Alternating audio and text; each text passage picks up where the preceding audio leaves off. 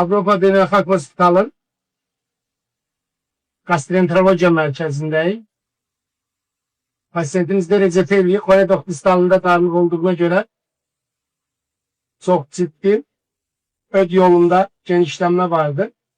Roskopik görüntüye göre de ve MRT'nin görünüşünden de 16-18 milim ölçüsünde intrahepatiklarda ciddi genişlenmeler vardı.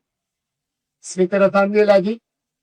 Kanal tam açıldı. Divertikülün tam içerisinden geçen bir papilla vardı. Öd kanalının açılması.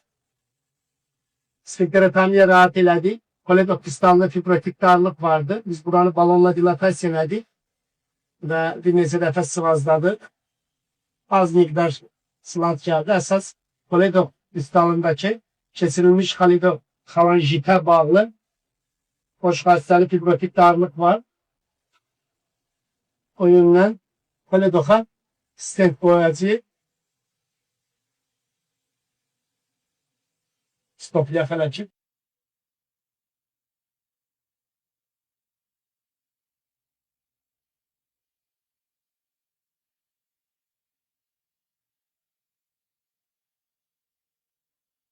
Koledok distalında ciddi darlık var. Balon da dilatasyon etsek de zorla gelir.